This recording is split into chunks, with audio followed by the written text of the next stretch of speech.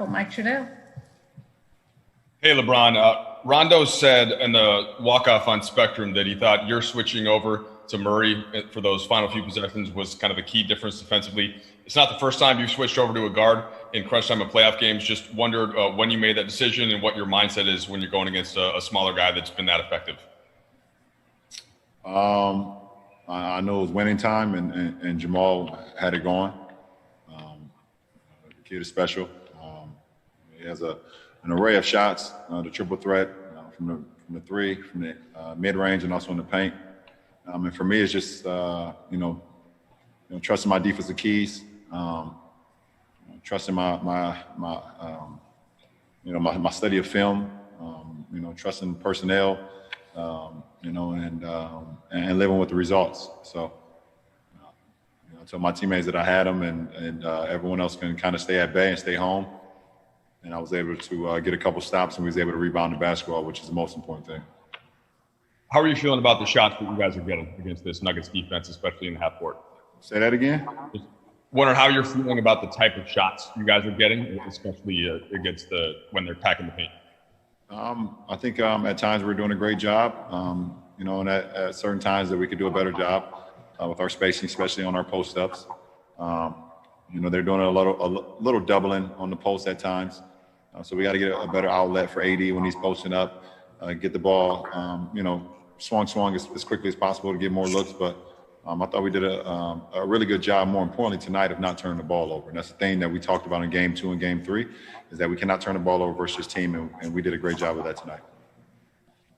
LeBron, Frank said the other day that he's been trying to manage your minutes to a level where, maybe the least you've played in your postseason career. Is that with that management, did it allow you to keep something in reserve to make a move like requesting to guard Murray late in a fourth quarter of the game tonight? No, not for me. I don't reserve any energy. I'm on the floor. I give it all I got. If I need a break, I ask for a break. The coach has done a good job of, getting me out throughout the course of the game. But I don't look at it as a reserve tank. I feel like I got pretty good energy when I'm on the floor all the time. It's winning time, and I don't have a chance or time to be feeling tired. I'm tired now. That's when I'm tired. When the zeros hit the clock, that's when I'm tired. I'm not tired when I'm in the game. LeBron, everybody's, now the Nuggets are down 3-1, just like they have been the last two series. And that's a narrative that everybody likes to talk about. You guys have also been up 3-1 in both of your series and closed them out. And in this game, you were able to sort of fix some of the issues that you had in Game 3. I'm wondering, what's your level of confidence that you guys will be able to take care of this in 5 games? It's just about playing to our capability. Coming out with the game plan to execute it as close to 48 minutes. If we do that, we give ourselves a good chance to win. Allie? All good. LeBron in the starting lineup with Dwight, obviously he made a big impact early. What was that impact? Where did you really feel that? And then late in the game, as you were closing it out, what you liked or what you think was working well with the smaller lineups that you guys? Dwight was a beast. Gave us opportunities. We missed shots, which, as a team, we missed a couple. AD didn't miss any, but as a team, when we missed a couple shots, he was cleaning glass, both offensively and defensively. Got us putbacks. He was able to kind of control the paint. We know we got smashed in the rebounding category in Game 3, so we want to do a better job of that. And Dwight brought that that physical presence, and it was great for our ball club. And tonight, late game, Doe was running pick and rolls. I was able to run a couple, but we just made our free throws. We made our free throws down the stretch, and that's what closes games out. You got to get stops defensively and make your free throws when you're fouled, and I thought we did. LeBron, Anthony said that he wasn't so happy with the way he played or ended the previous game, and he wanted to be better in this game, and then came out fire. What have you learned about him playing and about the way he is in the off days? In a game he doesn't love, and then has to do that the next time? You just see how low his brow is. If his brow is really low, then you know not to talk to him. If it's higher, then he's accepted.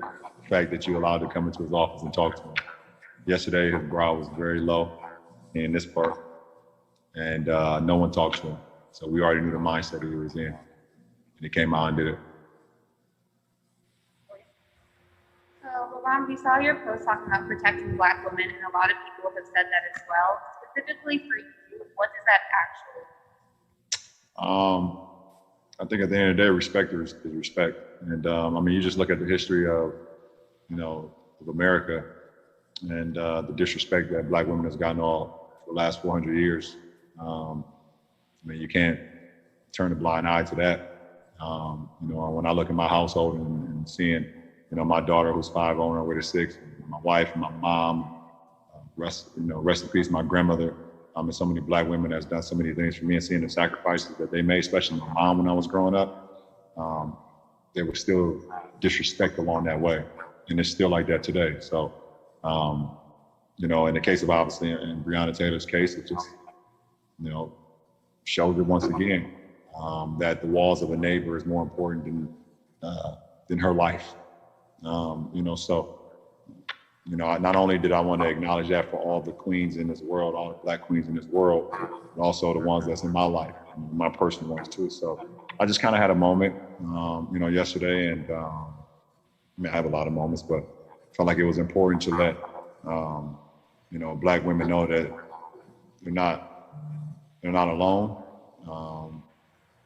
No matter the disrespect or what they may feel, don't stop.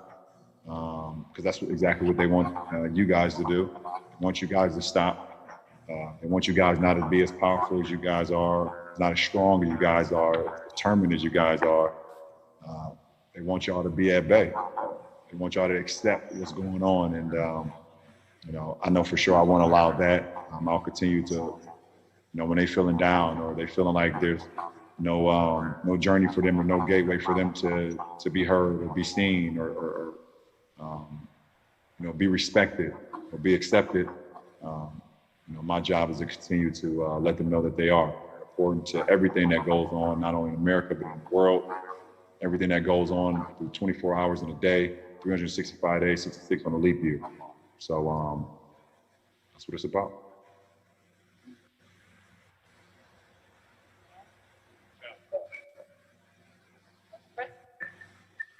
With the verdict that came out yesterday, was there any thoughts of maybe not wanting to? No, we didn't talk about that. One thing we did, we just wanted to be there for our brother, Doe, because as much as it was devastating to us, you can only imagine it happening in your backyard, and Doe being from Louisville. We knew how tough it had to be on him and his family and the locals there. So, no, we didn't discuss that one bit, but can't say that we were surprised at the verdict. None of us were surprised at it, and that's what's even more devastating. That none of us were surprised at what the outcome was. Speaking of Doe, can you talk about how he played tonight, his impact in the series? Doe has been in a lot of playoff games. He's won a championship. He's played at the highest level, and it's someone that we can trust. And in the postseason, every possession is so important that when you can have guys that's been in the moments and can understand and also be able to make adjustments on the fly and know that you can count on them down the stretch, it just makes the team and you individually just feel so much more confident in the outcome. And Doe has been, ever since he got back from injury and we started this playoff run, he's been exceptional. Yeah. Brian, you guys have been here 70 plus days. I don't even know the number. Thank you. Sorry, you might actually. Why would you remind me? Feel it every day. But going through these experiences like Kenosha, going through experiences like that, Taylor, as a group combined kind of to each other, how has that changed how a team processes something like that versus the way that when these things have happened in the past, they obviously continue to happen, but how you guys would deal with it if maybe you weren't all together? I think the best thing is that we have been together. We're able to see what's going on and be able to bounce things off one another and to be there for one another. This game is so much bigger than just us getting on the floor and running around and calling out screens and running plays and making mistakes and trying to figure out how we can be better the next time. There's also a big thing called life that's involved in this too.